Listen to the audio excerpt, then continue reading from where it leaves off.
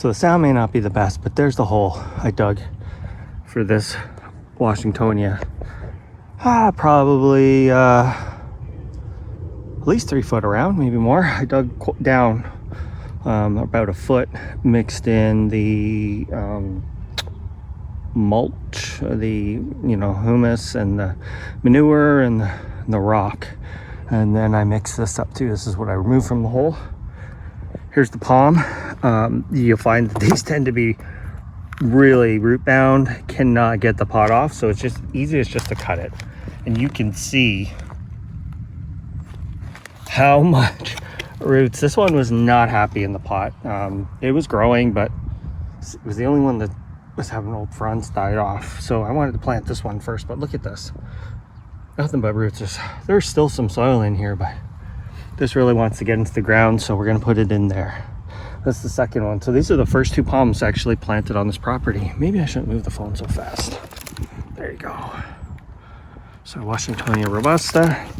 And yeah, just trying to dig out a good hole. I'm going to mound plant it. This whole area will eventually be garden, quite a few feet out, maybe 10 foot out from the fence, something like that. But I wanted to get these guys in first because these are kind of like the fast growing evergreen structure. You can see I don't have anything along this fence. I do have these live oaks behind me, so I just want to get these in the ground, and then I will develop the gardens around them. So they're going to look a little bit odd just because there's going to be kind of a palm in a random spot in the yard, but it will be integrated into an overall design. But I have very, very heavy clay soil yet again. Seems to be my curse and the curse of probably 99% of people who garden. So I've been trying to amend it. I'm using a whole bag of the humus and compost, and then half a bag of I'm using decomposed granite. I was looking for expanded shale, but I can't seem to find it. I read that was a reasonable substitute to add some drainage. So I want to get these up above the clay layer, and then the garden, same thing. It'll be essentially a raised bed in time, but that will be when I order truckloads of dirt, whereas right now I'm just doing bag loads. I'm just trying to get a few things in. We're having some fence work done and a new patio and all that sort of stuff.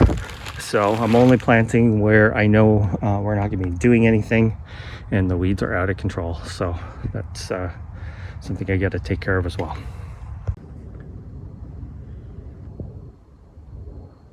You know the old saying, how do you eat an elephant? It's one bite at a time. Well, this yard is my elephant. A lot of work to be done, but this is it. First 2 palms in the ground. They're gonna look a little weird. This is the final look. And like I mentioned earlier, I wanted to raise them up. Heavy clay here. Wanted to, amend the soil, create drainage, and, this will be all raised bed. So the soil level will eventually be brought up to these. And I find that even when you mound plant them, it's like they suck right down. In my old house, I had a big sable, and I planted it a good 12 inches above the soil, and by the time I left it was even. So they seem to just, the soil compacts down. Plus I dug this up quite a bit, so even what's there is going to settle over the next coming weeks. And these are this is the first one I planted, so the very first palm in the garden, Washingtonia robusta. Big shock in Texas. I mean, that's kind of the easy palm, easiest one to find, cheapest one, fast growing. But these will be, a bit of an anchor as the sables and others grow. Obviously I don't have them quite this size, so I got 2 palms in and I have about 100 to go. No joke. So here we are. So when I was digging in kind of along this back fence here, so this area gets afternoon sun. Early in the morning it does get shaded a bit, but by about 9 or 10 the sun is on this fence, and in the afternoon you can actually feel the sun radiating off of this. So this is quite a bit of a hot spot. You can see there's some big Washingtonia over there, So these are gonna kind of tie in. Will they die in an extreme cold event? Possibly. Here in Texas, Palmageddon, they lost a lot of palms, but when I'm driving around, I literally see tens of thousands of palms. I'm almost shocked at how many palms there are here. And to think that a large number of them were killed, I can't even imagine what it looked like before. So, about 4 foot overall height, from the base of the trunk and up. So a lot of thick mulch on there. And then let's go look at the other one. This one was really not happy. I don't know how these nurseries keep these things alive in pots, because I suck at it. So this one was looking unhappy. One of the fronds died off, and you can see the brown tips. I felt like I was being good on watering them, but they were pretty root bound, as you saw. So here is this one, and I am slowly working away. I got crepe myrtles that I'm cleaning the grass out around from them. But if you kind of look from this palm here, or actually from there, it's going to go all the way out here, the garden, and then come back in. So at the widest part, I would expect it to be over 10 feet. And just so you know, I planted these 5 foot from the fence on center.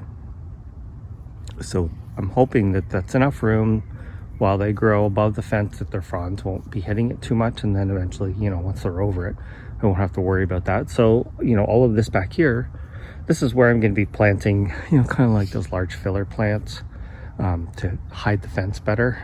But I am trying to maintain a good access to the fence. And what I have noticed is along my fence is a bit of a ditch. I don't know if it shows up on the camera, but it's right there. And that aids in water drainage. So that doghouse from the previous owners, that is going where the green flag is. We'll be planting bloquat.